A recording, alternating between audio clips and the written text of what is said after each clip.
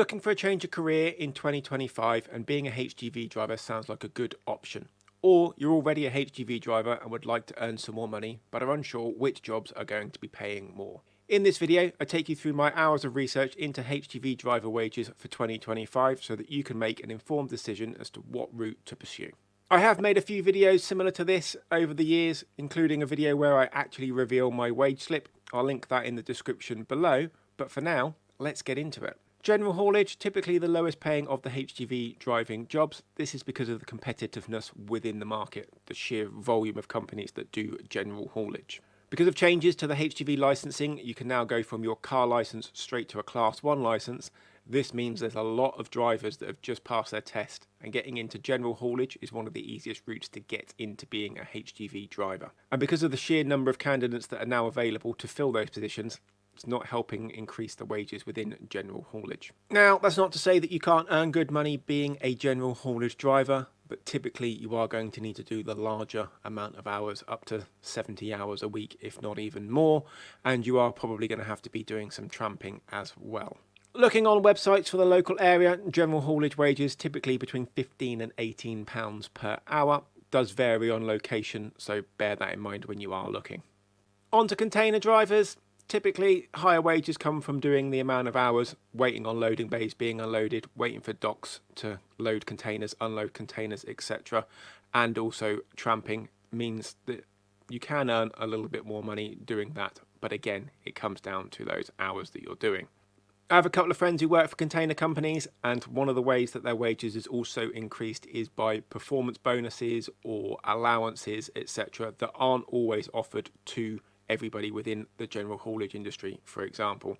So that's another way that they earn that extra money, and it does make a big difference, especially as things like a meal allowance is also tax-free.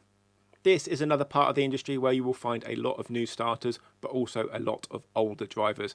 My dad, for example, has left general haulage and is now doing part-time container work because it's much easier than pulling curtains around and strapping loads down.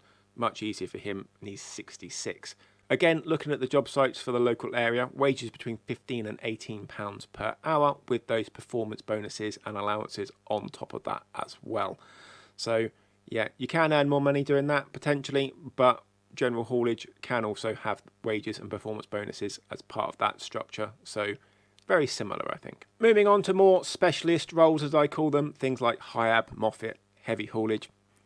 Yeah, they typically pay more money. You are being paid for those skills as well, not just the driving.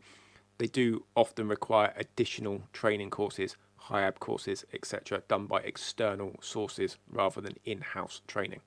Whilst looking into HGV driver wages, typically seeing HIAB drivers' wages ranging between £18 and £21 per hour in the local area. So that a little bit more than the general haulage and the container work, but yeah, like I say, extra training required, extra skills that you are being paid for, hence the extra per hour. Moving on to tankers, that seems to be one that is always paying the larger wages, with salaries advertised at over £60,000 per year. That is typically for the ADR side of work, fuel tankers, those types of things, but it's not just fuel tankers that are tanker jobs. It can be water or VAX, those types of things.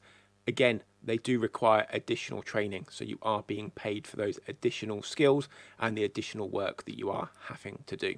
Particularly with the ADR side of things, is very location based. If there's not a refinery near you, that type of thing, then yeah, finding those types of jobs is going to be very, very difficult. As I said, typical salary of around £60,000 is what's being advertised. Comments on previous videos, people have said that they have earned a lot more than that doing the fuel tanker side of things. So yeah, potentially, if those comments are to be true, then you could earn a lot more. Other jobs to look at is the time that you're working. If you do nights, for example, typically they do pay more per hour than if you are working during the day. Looking at comments on previous videos that I have made about HGV driver wages, then local authorities seem to be paying very well and very competitive compared to general haulage and container drivers as well. And one of the best paying jobs seems to be companies that deliver their own product, something that they manufacture and deliver, because of course delivery cost is factored into the cost of the product as well, which means they can afford to pay their drivers that little bit more often Not always, but often. Now, as I've always say when I'm making these types of videos on wages, it is all relative.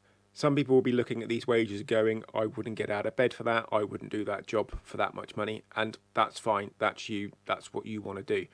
But yeah, it is all relative. If you need £100 a week to cover your bills and you earn £100 a week, then brilliant. If you only earn £90 a week, then yeah, you need to earn some more money. If you earn £110 a week, then you're on good money because you've got more than enough to cover your bills. That's the way that I look at it. You are just selling your time. That's what you're doing for an amount, and you've got to be happy with the amount that you are selling your time for. Please let me know in the comments below if you found this video helpful.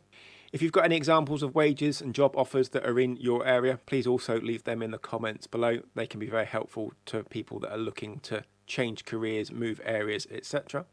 All that's left for me to say though is thank you very much for watching, and hopefully I'll see you in the next one.